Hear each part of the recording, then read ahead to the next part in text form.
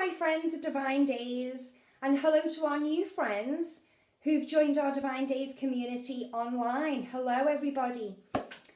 Welcome back to Divine Digi, and meet Mr. Whittaker, Slytherin Snake, and Mr. Burton.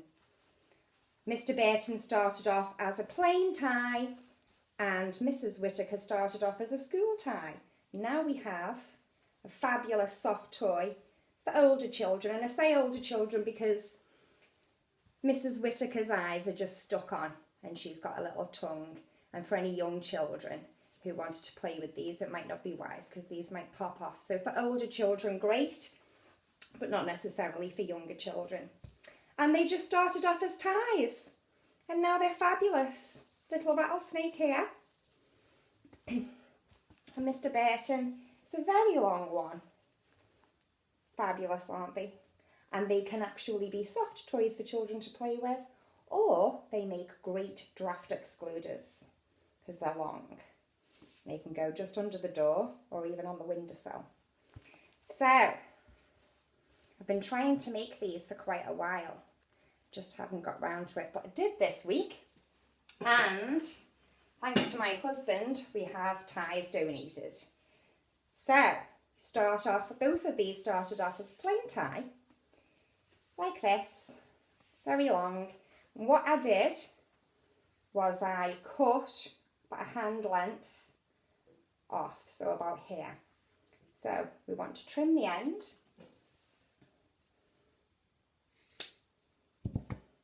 So you have this part. So it's about that much taken off the end. I'll show you the mistakes I made with Mr. Burton here in a second. But Mrs. Whittaker worked out perfect. So on the end here, you just want to roll it up once and again, twice. And just so, just along this line so that this end is completely sealed. Now I don't have time to just sew the end, so I'll just pin this to give you an idea. Can I pin it? Like this. So you've cut the end off and you've just sewn the bottom here. Now, sorry about my phone. Now, on the top here, you'll have a little bit of cotton to hold the end together. So you just want to cut that and open up a couple of stitches the end of your tie. And that will reveal the inside here. Like this. And this is our opening to put some stuffing in. So what I found, an old cushion, and I've just opened it up to be able to remove this stuff in here. Now, before I begin, I'll show you a little mistake I made with poor Mr. Burton. So, remove fabulous Mrs. Whittaker. Mr. Burton, I didn't cut too much of the end, so I just cut a small bit of the end, and really you need to take about this much off. Now, I used a knitting needle. Once I'd opened them up, I used a knitting needle to push all the stuffing all the way down to the bottom, and I'll show you how to do that in a minute. But I got a little bit impatient with poor Mr. Burton, and I started stuffing him so much that his little belly ended up popping open, and so now I've had to stitch all underneath to keep all of his stuffing in. Now you don't have to do that because I learned that with Mrs. Whittaker, if you're patient and you just put little bits of stuffing in at a time using a utensil, not a knitting needle, or anything that's about this thickness and is easier and is not going to pack it down too much, then the stuffing fits in nicely and the stitches don't come undone. And then this Doesn't take that long to make at all. On the end here, I've just cut a bit of fabric, wrapped it around, and then sewed a bell on, just to give it that rattlesnake effect.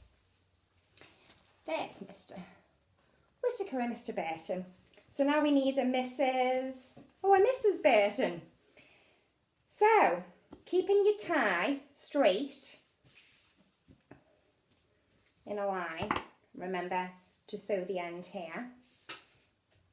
Pull your white inlay over slightly, and then with your stuffing, just small bits at a time. We don't want to pop open his belly again. Pop in the middle, underneath the white, and then with your utensil or stick, just gradually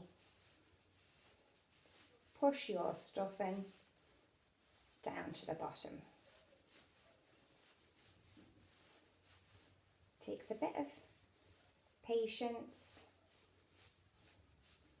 and you can feel that he's stuffing up nicely and turning into a snake.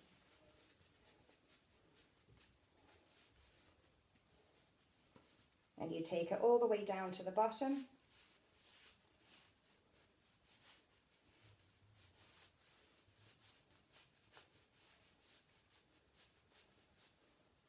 And here's the stuffing here, so it started to pad out slightly. And it's just the same again and again until you get to this end here. And once you get to this end, you can put a little bit more stuffing in, about this much, and then pop it under the little silk V shape that you have here. Need a bit more.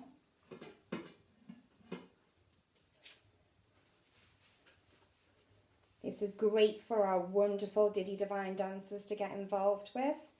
They just need a little help from an adult to pull this together once it's all stuffed, and then just sew here. So if you can imagine, I've put all of the stuffing right the way through, and then you should just, if you do it slowly and little bits at a time and you don't force the stuffing in, it won't pop open, and all you will need is a couple of stitches there. So he will then become a snake, and he will just need 2 eyes gluing on. Here and here. Oops, I just stuck those on with PVA glue, but you get the effect. So his 2 eyes will go there and there. For his tongue, I didn't have any other red material, but I did find these spongy dinosaurs, and all I did was cut a rectangle shape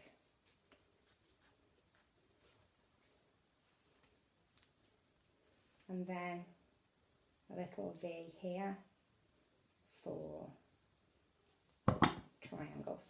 for his tongue, and then just with a bit of glue just stick his tongue onto the end and his eyes, and you will have a fabulous new soft toy made out of old ties.